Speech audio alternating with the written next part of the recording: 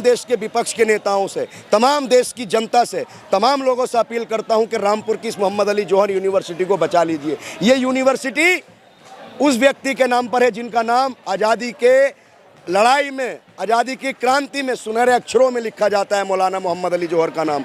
उनके नाम से दिल्ली में रोड भी है, उनके नाम इतिहास में सुनहरे पन्नों में है। अगर उनके नाम की यूनिवर्सिटी को भी अगर तोड़ा जाएगा, उस पर बुलडोजर चलेगा, तो इस देश में लोगों का विश्वास खत्म हो जाएगा। तमाम अमन पसंद लोगों से, तमाम लोगों से एक अपील करता हूं कि मैं हाथ जोड़कर विनती कर रहा हूं, ऐसी संस्थानों को बचा लीजिए। नेता नहीं चाहते आपके बच्चे पढ़ें, आपके बच्चे शिक्षा हासिल करें। आपके बच्चे ये चाहते, नेता चाहते हैं कि आपके बच्चे अनपढ़ रहें और नेताओं के फर्जी प्रोपेगेंडों में शामिल हो जाएं। सर, आप रामपुर से ही आते हैं। आज इस खबर को देखकर चित्रा त्रिपाठी जी भी कह रही थी कि भाई मैं स्तंभ हूँ, मैं हैरान हूँ, इतना बड़ा यूनिवर्सिटी, लोगों को तालीम हासिल करना, ज्ञान देना, उस पर बुलडोजर चलेगा, दुख नहीं हो रहा आप लोग? देखिए सर, दुख हो रहा है, मन बहुत विचलित है। देखिए, घरों पर बुलडोजर चले, देश की जनता ने कुछ नहीं कहा। तमाम धार्मिक स्थलों पर मस्जिद बुलडोजर चलाए गए, मठ हो, मस्जिदें हों, मंदिर हों, तमाम धार्मिक स्थलों पर बुलडोजर चले।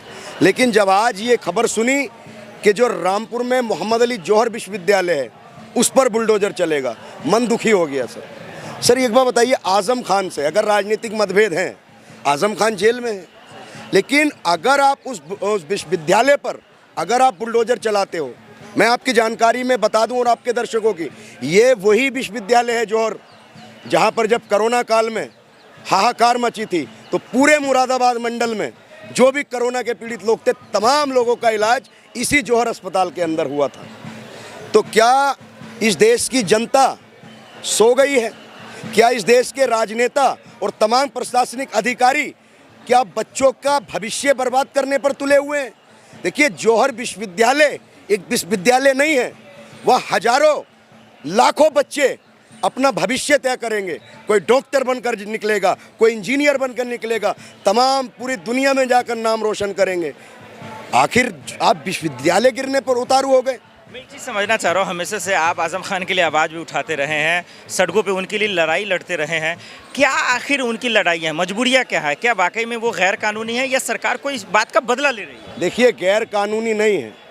जो जिस क्षेत्र में वो बनी है, सींगन खेड़ा और आलियागंज का रकबा लगता है वो जो ज़मीन थी ग्राम पंचायत की ज़मीन थी, आरडीए के अंतर्गत नहीं आती थी। अब आरडीए ने अपना दायरा बढ़ाया है तो 2026 में आरडीए के अंतर्गत वो आई है। तो अगर अब आरडीए उसमें अब उसको बुलडोजर चलाने की अनुमति, अरे भाई अगर कोई कमी थी तो उसका जुर्माना होता है, वो फॉर्मेलिटी होती, उसको कर दिया जाता। लेकिन आज़म खान ने जो यूनिवर्सिटी बनाई है, देखिए रामपुर की पहचान चाकू से होती थी, लेकिन आज़म खान ने उस शहर में एक इदारा तैयार कर दिया जिसको लोग मोहम्मद अली जौहर यूनिवर्सिटी के नाम से जानते हैं। अगर उस यूनिवर्सिटी वाले को बनाने वाले का नाम आज़म खान है, इसलिए सैकड़ों बीघे में, हजारों बीघे में वो यूनिवर्सिटी तामीर है। अब पेट में किसके दर्द होगा? वहाँ तो बच्चे पढ़ते हैं, वहाँ पर शिक्षा प्राप्त होती है, वहाँ पर ज्ञान दिया जाता है, वहाँ देश का भविष्य जो छात्र हैं वो डिसाइड करेंगे, वो आने वाला कल तय करेंगे। और ये बताइए, आप उस इदारों को गिराने का काम कर रहे हैं। तो हम पूरे देश के तमाम लोगों से एक अपील करते हैं, भावुक अपील करते हैं, क्या इस तरीके से अब इस देश में कुछ नहीं बचेगा?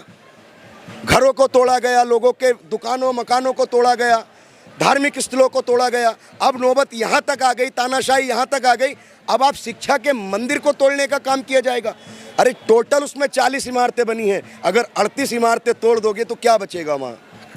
मुझे एक चीज़ और समझना है भाई, नीट का एग्ज़ाम होता है, वहाँ पेपर आप लीक करा देते हैं। यूपी में अगर बात करें तो 25,000 के आसपास स्कूल बंद करा दिए। पूरे देश में बात करें तो 94,000 स्कूल बंद करा दिए। ये सरकार चाहती क्या है? सर देखिए, जब स्कूल कॉलेजों पर ताला लगने लगेगा, देश के छात्र अपने अधिकारों के लिए भूख हड़ताल पर बैठेंगे, सड़कों पर आंदोलन करेंगे, यूनिवर्सिटियों पर जब बुलडोजर चलाया जाएगा, तो सरकार नहीं चाहती कि बच्चे शिक्षित रहें, बच्चे पढ़ाई करें।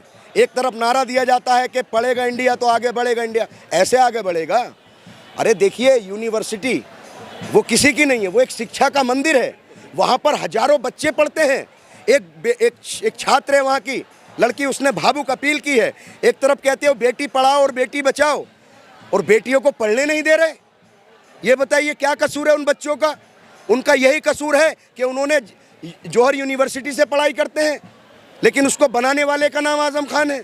आजम खान ने एक भाषण में कहा था कि मुझे जीने मत दो, मेरे सारे अधिकार छीन लो, ये यूनिवर्सिटी गिरा दो। लेकिन जब आखिरी दिन होगा इस दुनिया का तो ये खंडर भी आवाज़ देंगे कि इसको बनाने वाले का नाम आजम खान था।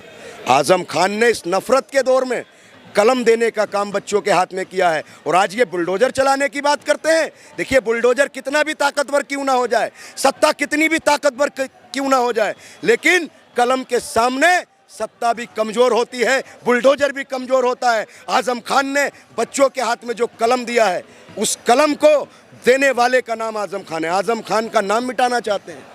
आजम खान एक व्यक्ति नहीं है, विचारधारा है। शिक्षा के क्षेत्र में काम किया है, वो किसी से छुपा हुआ नहीं है।